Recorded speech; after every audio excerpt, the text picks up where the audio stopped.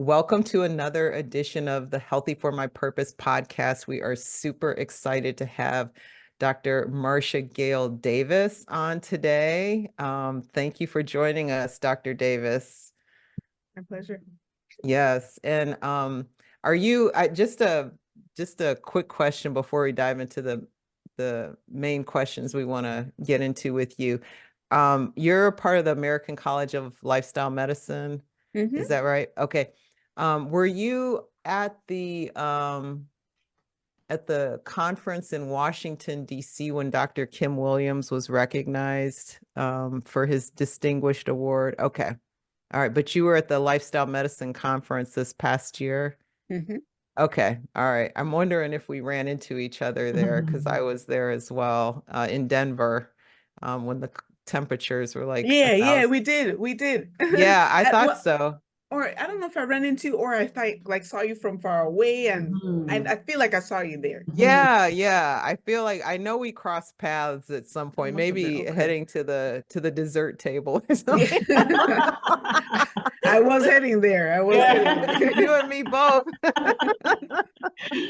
Oh my goodness. That's awesome. Awesome. Well, we're super glad to have you on the podcast. So can you, just as a point of background, can you just share with us your story and kind of why you became a doctor and your passion around helping people achieve a healthy lifestyle? I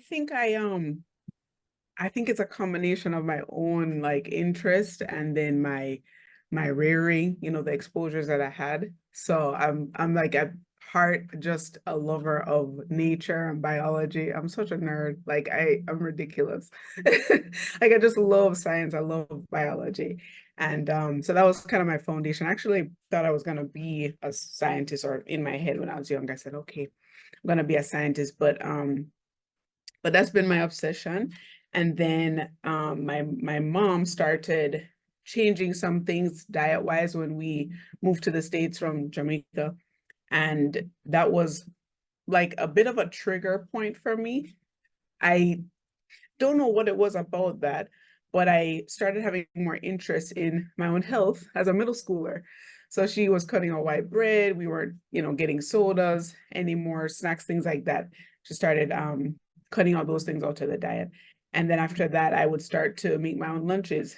And I started replacing, chips with the fruit and things like that, becoming more active. I was always in sports in school. So that kind of stimulated this interest. And then I started doing my own research. And then I'm also Adventist. So I have that piece of it coming in with the health message, and just having this kind of appreciation, interest, respect, awe for the human body. So I think all of that came together, and then just people. I want to see people healthy because it matters so much for their life. It matters for their experience, their life experience. And I really like it grips me. I feel like it's a tragedy that people either their lives are cut short earlier than it really should be, or their families actually are devastated by that impact. Because you hear patients' stories about, I lost my father when I was such and such an age from a heart attack, or patients having those experiences and how it dramatically changes their life experience. It's just amazing to see these things. And it's like, this is someone's real life that's playing out here. So this is like life or death. It's like life or happiness, so it gets to that level. So that's kind of just in a nutshell. I think it's multiple things that led me to this point. But I know that I just passionate about people living a good life. Okay, awesome. So one of the things, on your Instagram, you also wrote a really powerful article, which we'll attach that to the podcast. You talk a lot about this whole concept of the healthcare system, and you say healthcare equals caring for health. Can you talk about the current, and I'm using this in quotation, sick care system, and what you believe needs to happen to actually move it towards what you call the healthcare system in its truest form? That's a good question. And it's amazing because I'm legit in the thick of it. And that was one of the reasons I was excited about practicing once I came into residency. I'm like, let me really see what this really feels like. And in terms of healthcare, we are so end outcome oriented in terms of, let me jump into the situation after something has happened. And I think the analogy that best describes that is having people walk backwards on a cliff and there's no railing to protect them. And you're letting them walk, you're watching them walk, and you're not saying anything. And they walk and then they fall down the cliff. And then you're like, oh man. And then you're running to the bottom of the cliff with all these resources. We got the ambulance. We even put up a hospital right beside the bottom of the cliff to fix this issue with all the broken bones and all these things that are happening. And it's like, this is really not making sense. Any person can look at the situation and say, well, the first thing you need to do is put up a guardrail. So if they bump into it, they're not going to fall back. Maybe they're walking the wrong direction, but at least they're not going to accidentally fall back. And then you tell them to turn around. You show them the way to go by turning them forward. So I think that's really where we are. We're in a system that, for other reasons, it's definitely profit driven because it's the nature of, our capitalistic focused society, because there's profit in medications and these different things. And medications do have their place. I practice and I treat patients with medications, but I think the focus is just not on helping people preserve their health. And unfortunately, it is not, when we look at the numbers, it doesn't make sense. And I tell my patients is I actually use this particular statistic, but 1/3 of heart attacks and 1/3 of strokes present in sudden death. So for 1/3 of people, they don't have a second chance to do something different with their health. What kind of numbers game is that? To kind of wait for that to happen. And I tell my patients that I'm like, what do you think? And they're like, no, you're right. That does not make sense. So I think patients actually want the help to prevent disease. They want the help to maintain their health. They want the help to really live a good life. And they're seeking it. They don't know exactly where to go. So they're just reaching out for resources. They're reaching out for what's in the information Wild Wild West web that we have at this point in time. And they're reaching out and doing their best, but they don't have the resources. They don't have the knowledge, the skills. And that's what the healthcare system really should be providing at this point, not in the optimal way. Yeah, and it made me think that, how do you help even with the mindset of the patients? Because I think, I just remember going to the doctor, a lot of times we're looking for some type of pill or we're looking for some type of fix me situation. And That's basically right. what I hear you saying when you're saying turn the person around from the cliff is you may have to change your lifestyle. You may have to change the way you do business, the way you eat, the way you sleep, all of that. How do we begin to start promoting to people that the change is like holistic? And it's not just about getting that medication because we're kind of consumed. We get a headache, we take a Tylenol, we're kind of immersed in that model ourselves. So it almost seems overwhelming when someone says change your life. So how do you bridge that gap when we're looking for an easy fix, but the real solution is more, long term? How do you bridge that gap with your patients? I think I step back, and this is where my prevention training comes in to look at culture, and that the reality is that people are conditioned to operate in this way. So it's not to say that there's no individual or personal stake in it. Individual choices are present. We decide, we all have free will, but our choices are surrounded by a bunch of different factors, social factors, physical, environmental factors, and all these things actually play on people's ability to make individual choices. So I take that in mind to not give the patient the brunt of blame because it's not factual.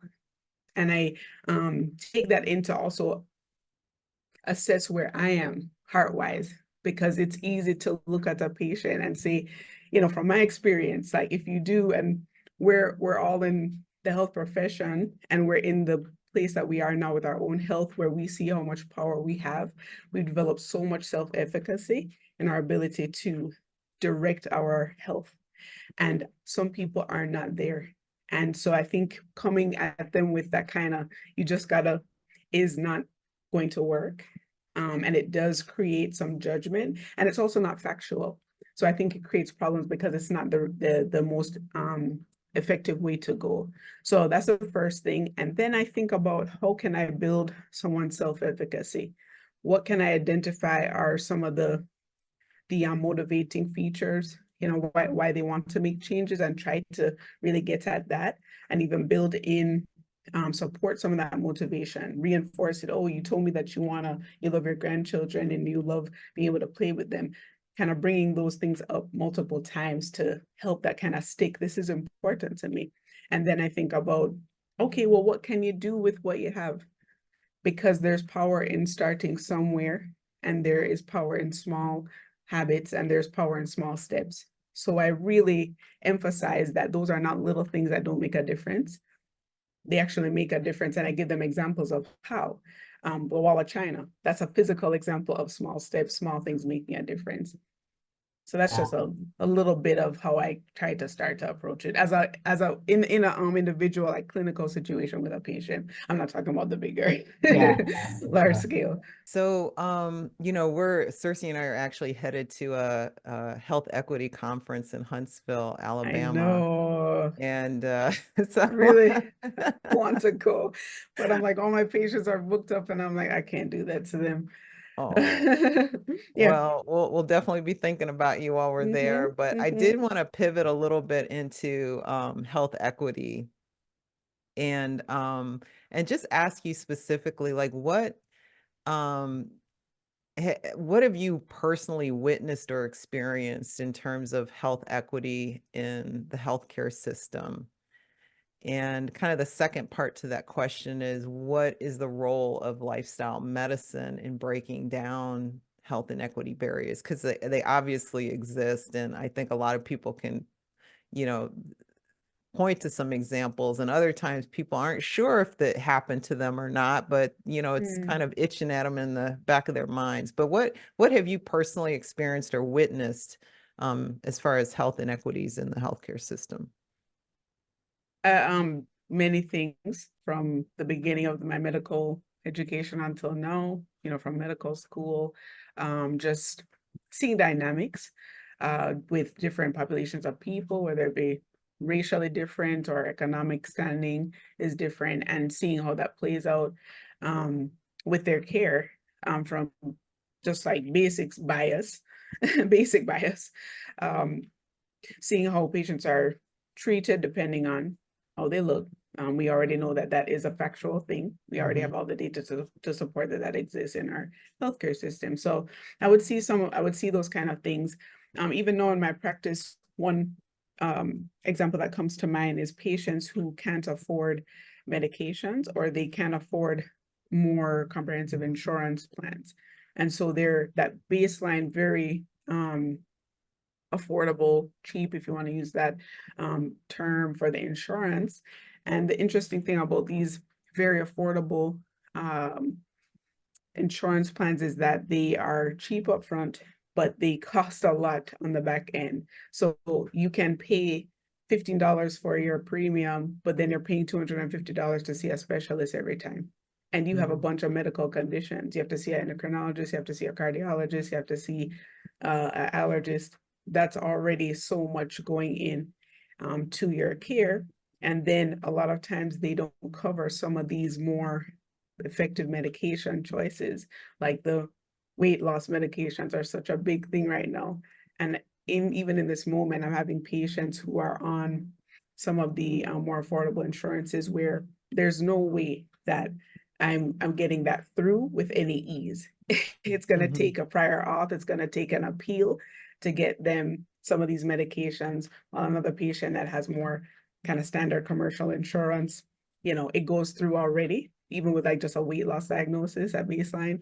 And so you see that kind of difference just with where people are economically. And then patients have, you know, mentioned to me stories of their own experience in their medical care where they're voicing concerns. It seems like they're not being heard, or experiences that they've had where like even the consent about what was going on with them, what was happening, what the surgery was going to entail. I'm asking questions on the back end, like, did you know that this is what the surgery actually was this is what the surgery means when you have this type of surgery, this is what they remove. Oh, I didn't know that. And I'm like, whoa, what? Like, the clarity of you understanding what's going on with your body and your medical care, like what's going on there, and language barriers too, with patients who speak different languages. Spanish, that's probably the most common one that I see, and seeing the difficulty, and I speak Spanish for, I learned that in med school so I could be able to communicate with my patients. But if I didn't, like the challenge that's there, is pretty obvious. So Yeah. those are just some examples. Yeah. And then what's the role of lifestyle medicine in terms of breaking down some of these health, equity barriers? I think that lifestyle medicine is empowerment. And I think that it allows people to access self-efficacy for their health, because you can not compare medications to food. Even when we talk about the limitations, and we have to talk about it in a nuanced way, because when we kind of blanketly say that, well, people who can't afford, that is not everybody. We have a spectrum of individuals from what they can access. In addition to that, what people tend to purchase is a lot of times culturally influenced.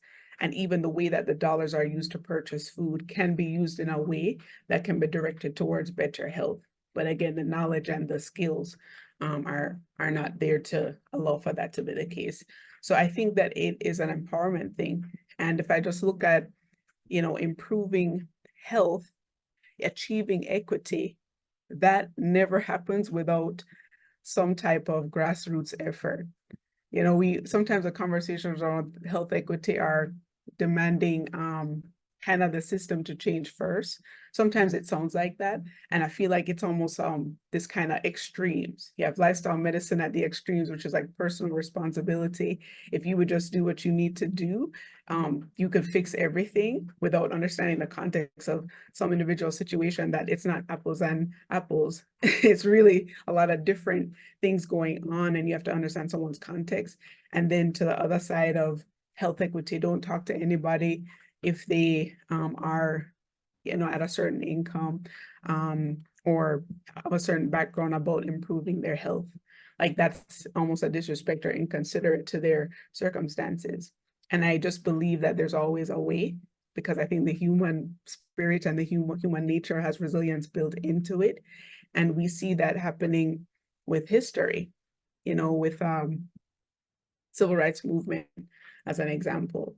That was a movement to achieve equity kind of across the board. And that was the impetus of that, or the triggering of that, was from people realizing that they had that in them, the right to go to grab onto their humanity. And then that spread. And that is actually what led to the change. It was a demand on the system after the fact that they said, you know what, I'm done. This is my right and I demand it. That is actually what led to the change. So I think it's a similar thing with health at this point. And I do think that we're making some progress with that, with people seeing the efficacy that they have innately. Yeah, awesome. Thank you. Yeah, and just to circle a little bit back, you talked about some of your patients experiencing some of the inequities. How does somebody self-advocate in those situations? Like, maybe you didn't get all the information, or however it shows up. How does a patient self-advocate in that scenario? That's important. And I think just some kind of basic things are important, which is understanding your right as a patient, that you always have the right to have full understanding of what's going on with your medical care. if you don't feel like you even feel comfortable in the interaction with a provider, I talk to my patients and I say, how do you feel when you see somebody? If you feel that you're not safe, if you feel uncomfortable, then I think you have the right to find care where you feel comfortable. Because for you to feel comfortable is a part of the therapeutic patient-provider relationship, and that actually affects your care on the other side. So that's the first thing. Secondly, ask questions. You can ask questions, and yes, there's a limit because sometimes patients ask questions, and I have to be like, I do have to wrap up. We have to get to other patients too, but we have other opportunities to get to ask all the questions. But asking questions is important, and I noticed that a lot of patients don't even feel that ability or feel that confidence to ask questions, and they kind of heard something but they weren't sure. Even some of my family members, they'll kind of say, they'll rely on me and say, when we were in the doctor's office, what did they say? And I said, did you I said, what was your thought at the time? Did you have a question at the time? You should let them know, and I'll even direct it and say, do you have questions while we're in the visit? Are there other questions that you have for this provider? And I'll feel that to them in the moment.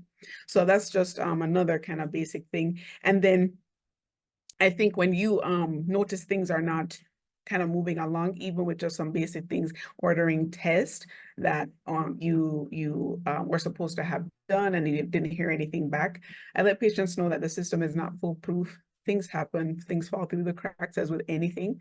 So you also have that ability to call in and say, hey, you told me that this was going to happen. And I tell my patients that I'm like, if I, might drop the ball in any way, I apologize. It's not my nature. It is sometimes a part of how many things and levers are going on in the system. Let me know, send me a message. I'll take care of it as soon as I can. And have that kind of forthright approach to know that you can do something about that. Yeah, when you were talking about questions, it reminded me of, when I've had family members who have been, had a procedure, been hospitalized for something. Mhm. And one of the things that we did, which I thought was really helpful, was just like write down all the questions you have, That's exactly so that right. when the doctor who's making rounds or is super busy, you can Yeah. hone in on the specific things that you want to make sure you get answers to. I think that's an So, excellent point, and absolutely makes a difference. And I do see that difference even when I have patients come in where they already have their whole medical history printed for me. They mhm. have their questions for the day, and it makes it a lot more efficient because we're like, Yeah, bam, bam, bam, like we know what you bam, go wanted to through cover one at for. a time. Yeah, yeah, awesome. All right. So can you talk about the building blocks of a healthy house and how we lay those blocks kind of consistently over time? I love that analogy, and the reason that I've like intentionally used that. I think I love analogies in general because they communicate information a lot easier to people sometimes because people just get it, like the image is there, so they know how the things work. But your health is like your building because it's a foundation for your life experience, and it requires certain things to be in place to function well. And so I like using them as building blocks because it also helps people understand that it takes time and you want to be consistent with doing something over time as if you were laying a block. One day at a time, you lay one block. Eventually, you're going to build something really amazing, something really resilient, something really strong. So the building blocks are, and the way that I've kind of morphed it is rest, move, calm. I call it Z's. Oh no, rest, move, calm, tune. Let me write it down. I gotta remember. So rest, move, calm, love, tune, and then fuel. Those are the 6.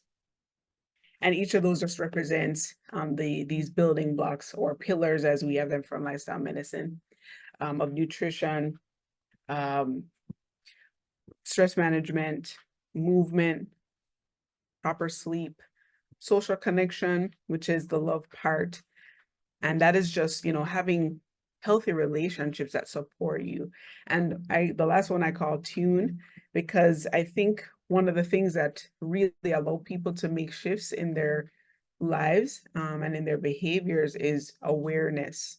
I think when I study patients who make successful life changes, especially those who want to lose weight, which is a big focus of mine to help my patients in that area, is understanding what was that click. And you realize it's awareness. They kind of became aware of where they were. They'll say things like, I realized when I was playing with my son, I was so out of breath. And it made me think, oh my goodness, how am I gonna do when this child is, what's happening there? Or someone who was close to them passed away. And they're like, whoa, my father, passed away from a heart attack. It made me realize. So I think awareness is really important. And that's something we don't talk about enough, about how people can build that. Yeah, I love that. And I've heard the term, I made the connection or the light bulb went off, those kind of sayings, but it does come down to awareness, because when you get that revelation or that realization, it seems like that's when you start to form that solid why for staying healthy and being consistent with it, because but it starts with, like you said, that awareness first. And I'm so glad you brought that up, and it does line up with the pillars nicely. And so thank you for doing that. Yeah. Can you talk a little bit about, so many people, like you brought up weight loss or who has a chronic health issue are struggling, and sometimes they see failure as a sign like to give up, throw in the towel. Can you talk a little bit about your concepts around not striving for perfection, but consistency, and what is the difference, and how can that help someone in that situation? If I'm really looking at the data that I'm collecting from people now, I see so many patients every day, and I actually I feel so privileged to be able to collect this information. And I'm hearing the same things over and over. I'm hearing the perfectionistic mentality coming out in what people say when I speak with them. It's a lot of, I was doing great, and then boom, and then things kind of went in the wrong direction. And I'm hearing stories of people losing 60, 70 pounds, 100 pounds. There is no issue in your ability in that particular situation, because you did that. That's a feat. So something is happening with the mindset. So I let patients know that the first thing is, you're a human being. And we have picked up a lot of different frameworks as we were growing. And sometimes those frameworks are actually not serving our ability to be resilient and flexible in real life, because real life is not going to be all or nothing. So you're a human and you cannot be 100%. When you focus on doing your best and being consistent, there's a lot of power in that. And consistency does not have to be the same. It just has to be repeated. So what I describe to my patients, for example, with movement exercise, is that you're trying to keep this chain going. And if the chain is connected, that's the most important thing, because when you pull it, it's strong. But the chain doesn't have to have the same amount of rings. It could be a big ring, a small ring. And that kind of describes the intensity of whatever you're doing. So with movement, you don't have to do 30 minutes as what you think. And when I ask patients, when I say, what's been the issue? They're like, yeah, well, I don't want to come home. I'm so tired. I wake up early. And some of my patients have some really serious, intense job schedules. And I'm like, wow, I'm not even sure where to go to advise them of what they can do, because it really is a challenge. But if you can think about, okay, why do I feel like I can't do it? And then I usually hear, well, I don't have 30 minutes. And then I say, well, do you have 10? And they're like, okay, I do have 10, because I'll spend like 10 minutes scrolling on Instagram. I'm like, there you go. That's an opportunity. And you're going to use what you have. So don't let those opportunities fall away or get poured down the drain. You can capture them and you can put put some effort into it, that's going to, again, start to build some foundation for you. And once they get that concept that, oh, okay, I can do what I can, and as long as I'm just keeping with it, what I tell them is that over time, that's going to become easier and they can build other things on top of that. But they just need to start as low as it is, just need to start. And that helps a lot. Nice. Okay. So, can you talk about I the hope I rank? was clear on that. I'm sorry. Oh no, you were fine. You were good. Yeah.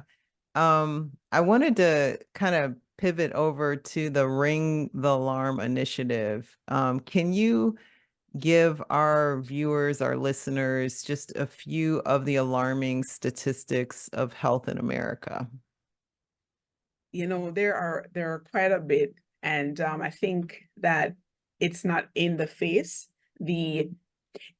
It's statistics and it doesn't mean anything. I think a lot of times people hear these numbers, but it doesn't trigger any emotional response or any kind of visceral reaction. It's like 10 out of 10 people, okay. But maybe if you were in a room of real people and you split the room in half and you had 10 people in the room and you, let's see, I'm trying to think of what's a way I could describe it. Everyone has to give you $10, or everyone has $10, and you go and you take $10 from 6 people.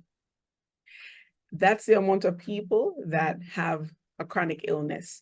And you could think about them paying into so much of their health because of the conditions that they have. Now that becomes a little more meaningful. Like even as I think about it, I'm kind of feeling like, dang, you know, take the $10 from these 6 people. What's up with that?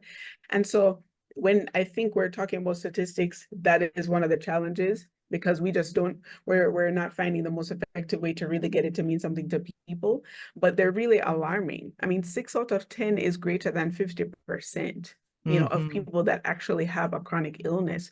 So when you distill that down to just like a simple statement, most Americans are sick. Most Americans are sick. So that's like, whoa, versus 6 out of 10, like most people are sick, that's an issue. Why is majority of Americans dealing with the health condition? Then we think about what's the foundation of those health conditions. Obesity is a huge foundation for, or a very important foundation for a lot of chronic illnesses. And then that number is 70%, moving up to 75. Like we're already past the 70 mark. That's 3/4. You know, there's only a fourth left that is not. So that is no longer a normal for people to have a normal body weight that supports their health. Now, most people have a body weight that is putting them at risk of an illness. So I think when we kind of distill it into those, into that descriptor, it makes a lot more sense. Then we think about and one that I've been focusing a lot on lately to help my patients understand, because I see even when they have come through other systems, you know, they've had this elevated liver enzyme, for example, for a while, you know, kind of low grade elevations. And we call that, if the person has a history of fatty liver with liver elevations, that's called NASH. And the term is non-alcoholic steatohepatitis. Inflammation in the liver that is not due to alcohol causing the inflammation, is actually due to fat content in the liver causing inflammation. And that statistic that shocked me was that in 9 years, 20% of patients are going to develop cirrhosis. Yeah. So that's about 1/4 of people that will have a non-functioning liver in close to 10 years because they have inflammation in the liver. And I just diagnosed 2 patients with this illness and they were shocked.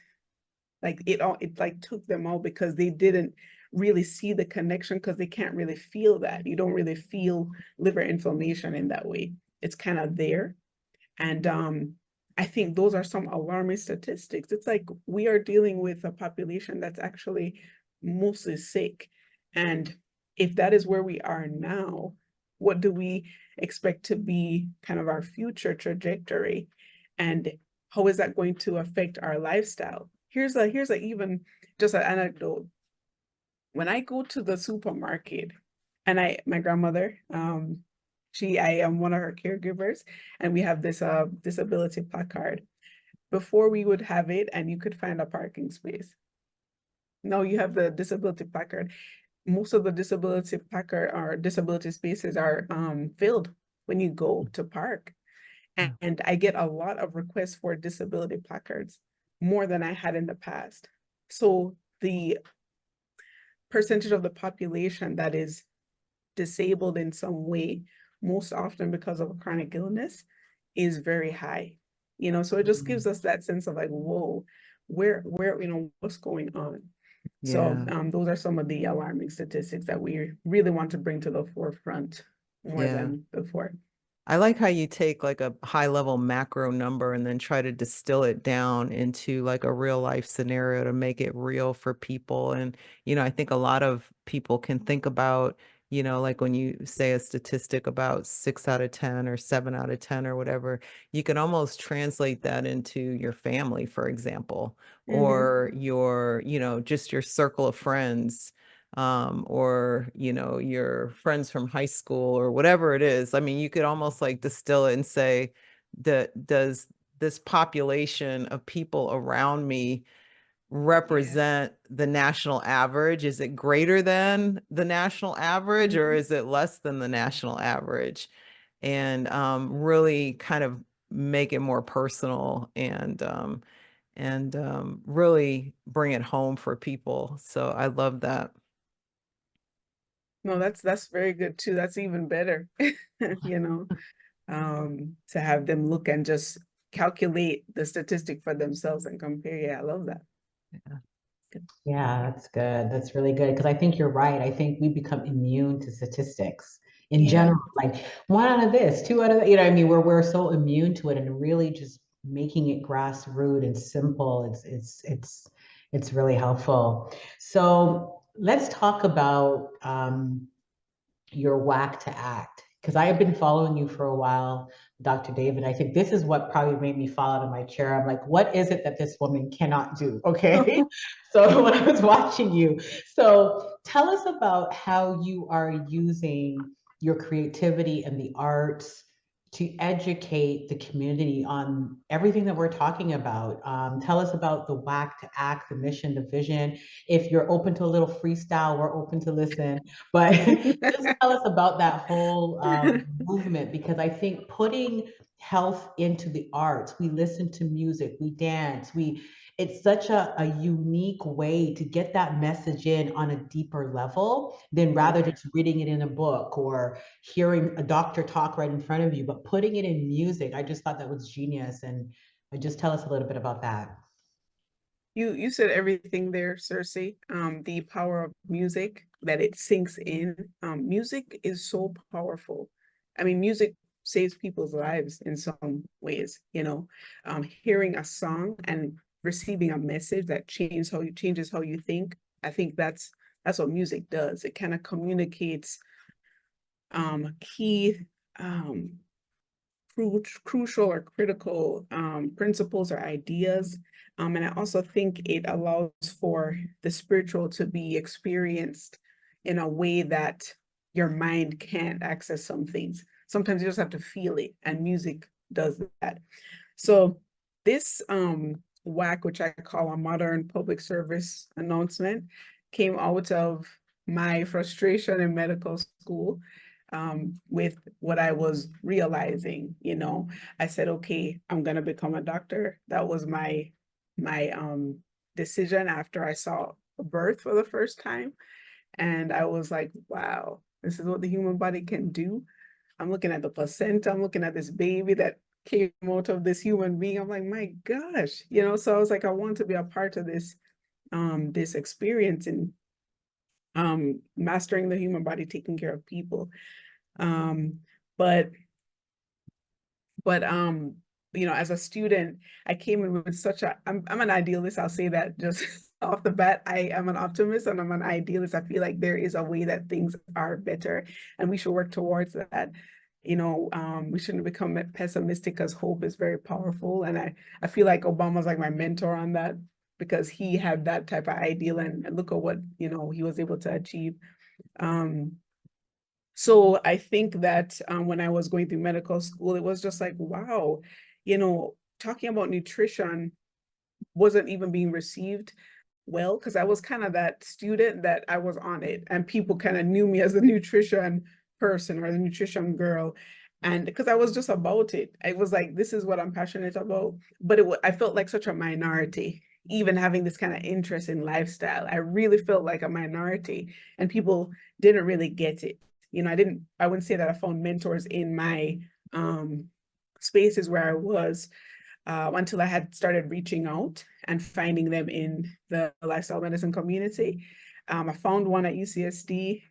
He's a mentor to this day. He was actually a retired radiologist, Jack Forrest, and I got connected to him as a medical student.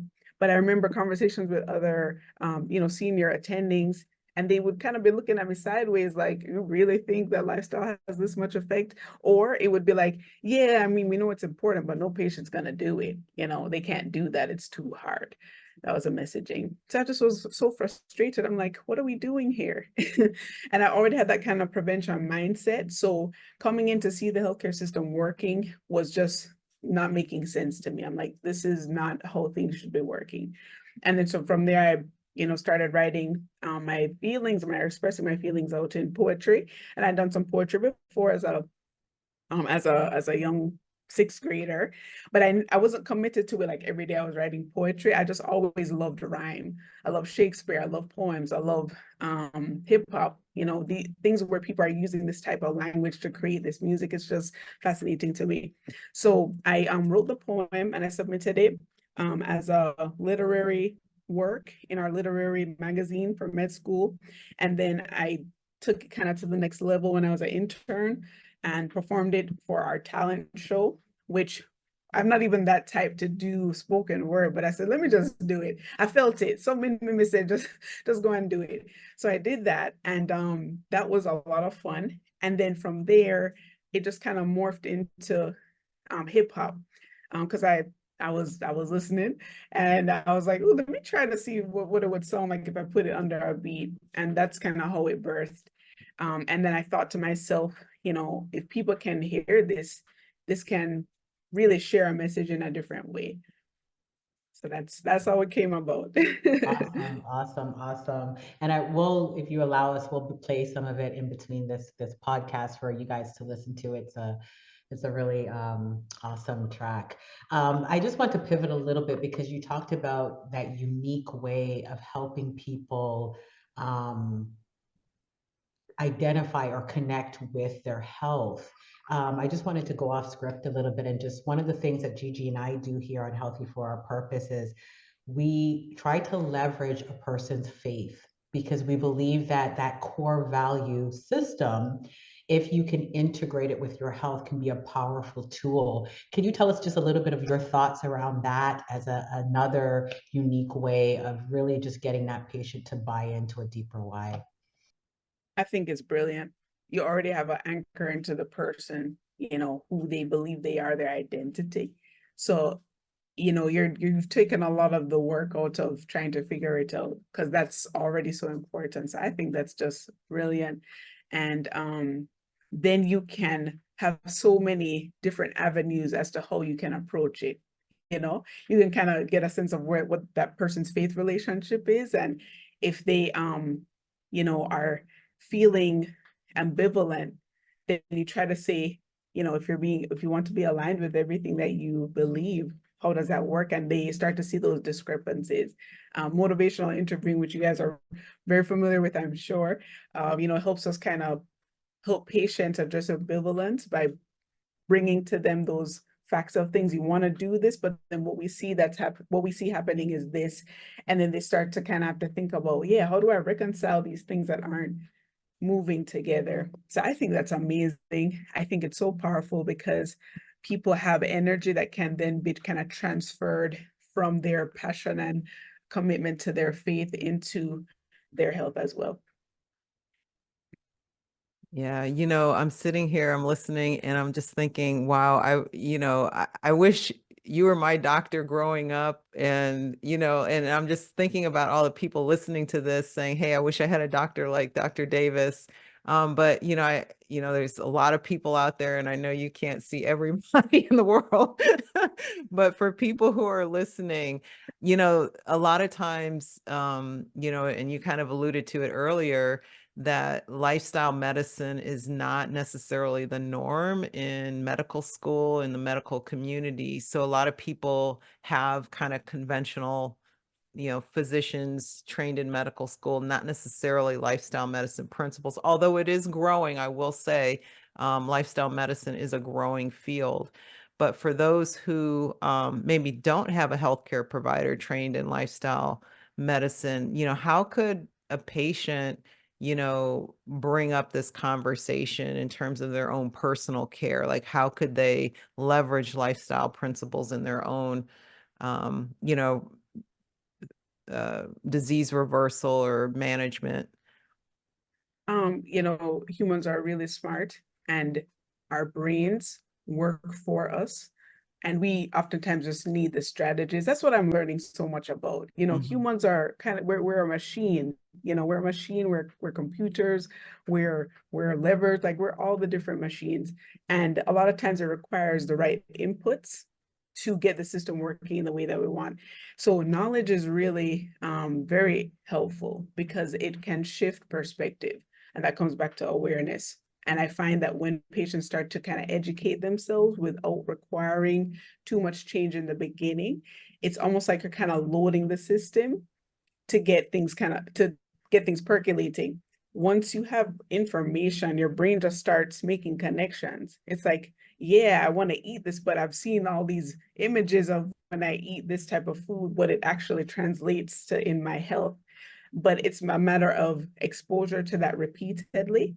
And it may not happen on the first try, but once people start to take those steps to educate themselves, I think it brings them a different perspective that will start them on the path to making the choices for themselves that will result in the health that they really do want for themselves. And I do believe that people want good health.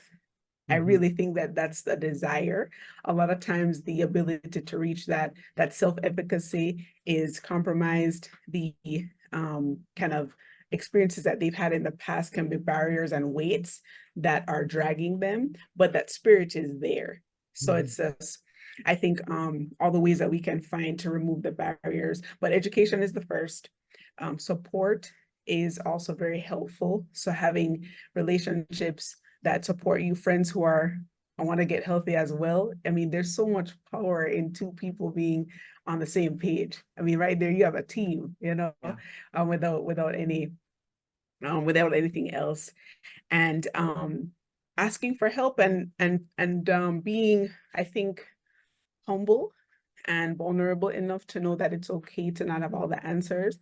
Because sometimes I think people do things on their own, and then when they don't have success, they calculate that as a failure, as a character flaw. Something's wrong with me. I'm not doing something right. I don't know how to do this. But when you say, you know what, there's got to be a way. Let me tweak something. Maybe I just don't have the right information. That's a different perspective to say, well, let me reach out. I see this person doing it successfully. Let me ask them what they're doing and get a little bit more information, So sometimes it does require stepping back and trying to look at our emotional responses and sifting through that versus what we are actually doing. If that makes sense. Yeah. You kind of encapsulated what happened to me when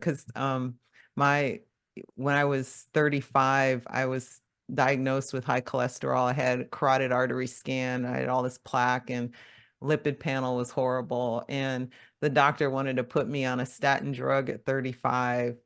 And his response, I told him I knew I wasn't eating right because I was eating a lot of restaurants and not necessarily exercising regularly.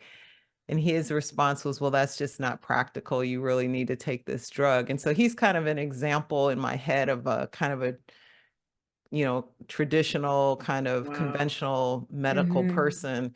That's why I kind of was thinking, I wish you were my doctor, because I would have gotten on this path a lot sooner, I'm sure. But it did. I mean, what you just said in terms of going out and getting new information, I think it goes back to that, self-advocacy that Sersie was talking about, and that knowledge, collecting the knowledge, and then not necessarily, giving yourself some grace if it doesn't go perfectly. Just keep trying, keep doing things that are leading you on that path to get there. And in my case, I ended up, leaving that doctor and kind of, ended up going to a different doctor down the road later. But a lot of it honestly was really more about what you said about gaining my own personal knowledge on the subject, because even the doctor that I went to was open to it, but still not knowledgeable about it. Just kind of heard things, from colleagues and that sort of thing, but wasn't necessarily trained in it. So I love what you said. I wanted to just mention that a doctor, when we're trained, the at the heart of it, doctors know the importance of lifestyle in our training.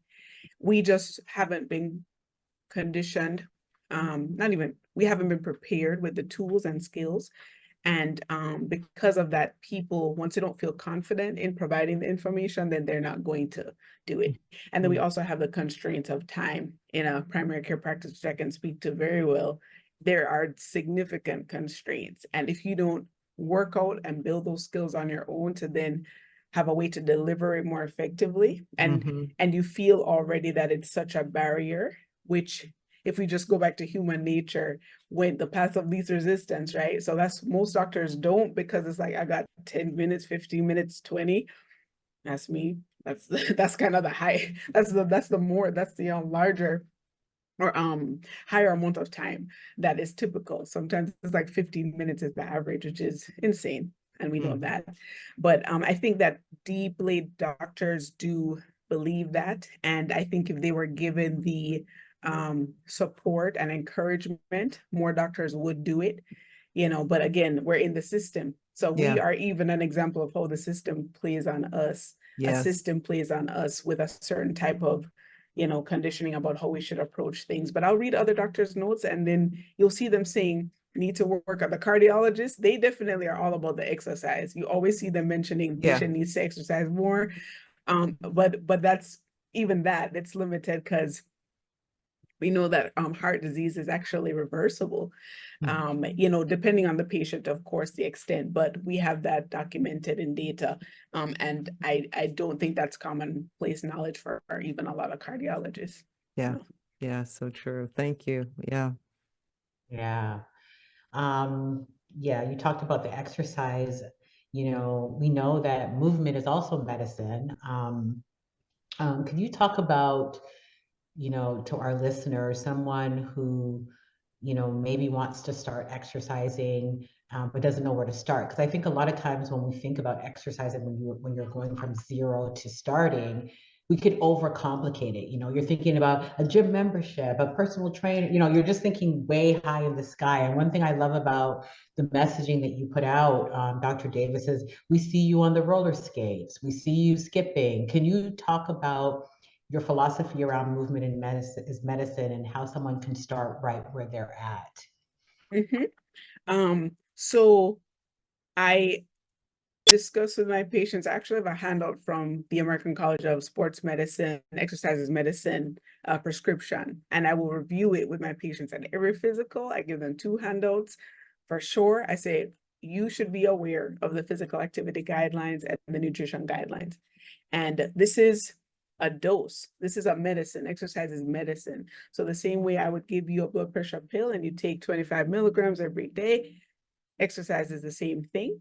And it is a medicine that needs to be taken every day for you to get the benefit. And then I also describe movement as brushing your teeth in the same vein, because when you don't brush your teeth, what happens? We don't want to know. It's not a good situation.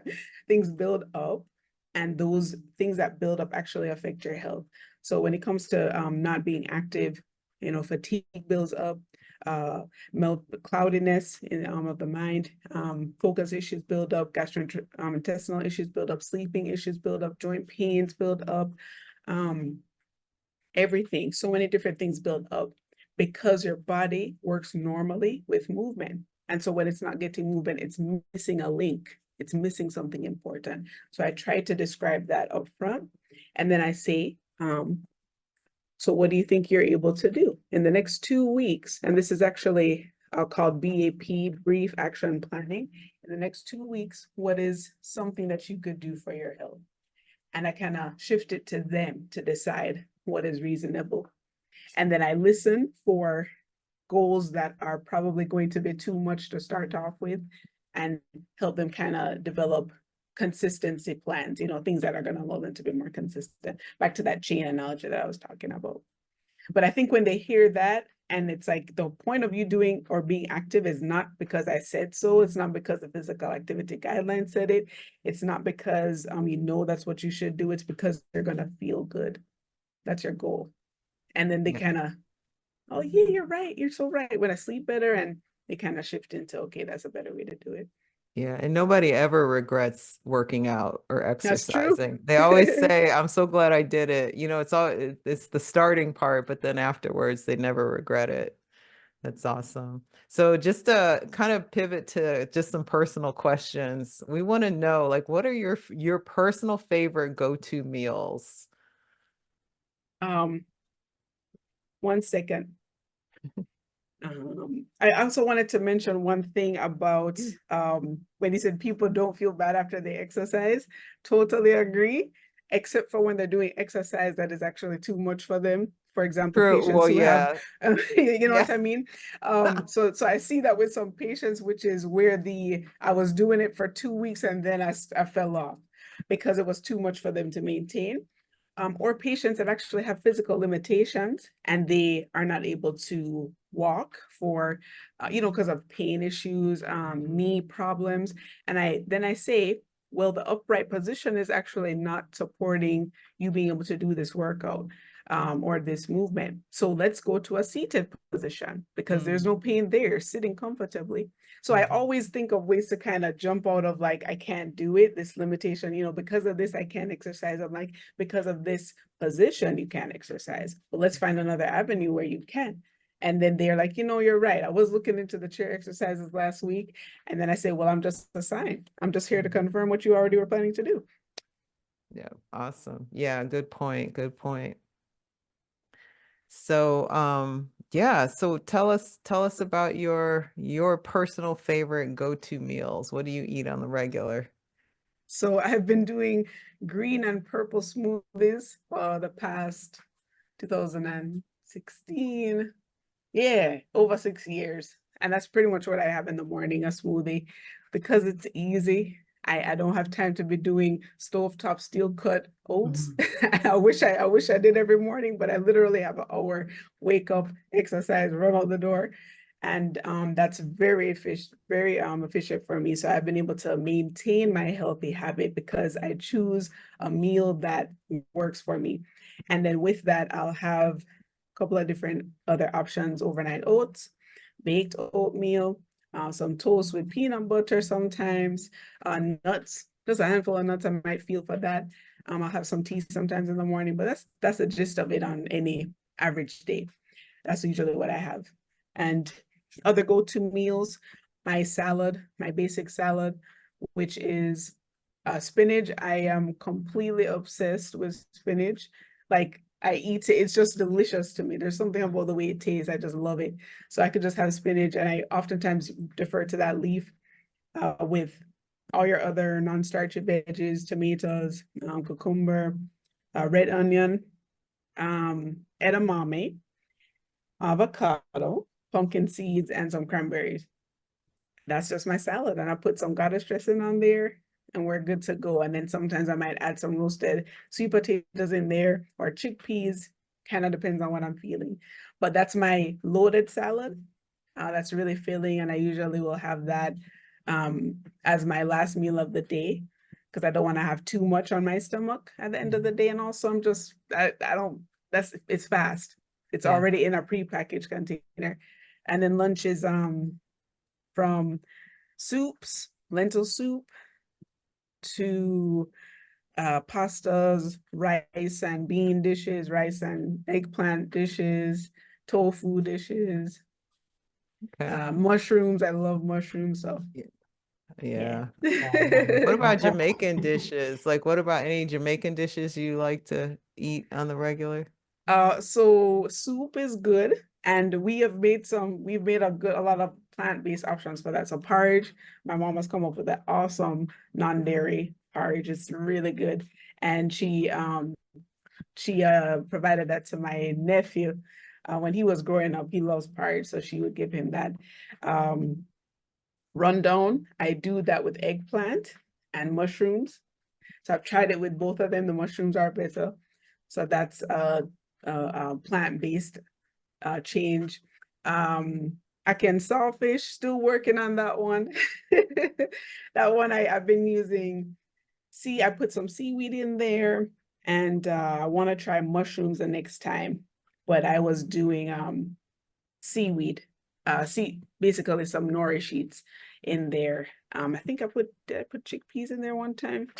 Can't recall. Yeah. But those are just some options. And then of course pumpkin soup is already plant-based, so and it has to be Awesome. Jamaican pumpkin. What part of Jamaica is your family from?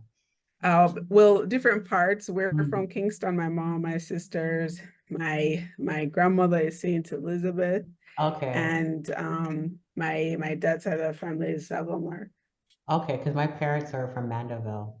Okay. Yeah, so that's where my name came from. Sersie is the actual Sersie T, if you didn't recognize I thought so. I said, I literally was like, that's Yeah. gotta be. I Yeah. love that. As crazy as that is, when I was growing up, people picked on me, you're bitter, but now I'm okay with it, But you help people though. Yeah, exactly. It was the most crazy dynamic, but That's yeah. But amazing. Yeah, we've Dr. got Davis, thank you so much for coming on and speaking with us. Tell us, how can people get a hold of you? Do you take patients, your social media, some of the community initiatives you're working on? Just let us know, and the audience know, where everyone can support you and follow you. Thank you guys so much. It's been a pleasure. I'm honored to speak with you and spend time with you in this way. And I work in Georgia, in Atlanta, at Piedmont. So I am accepting new patients.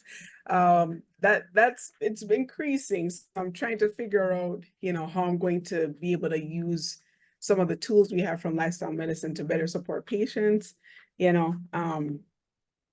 Hopefully shared medical appointments, but so that is the case. And then on social media, Instagram, MGD the doc, they're all 3 letters.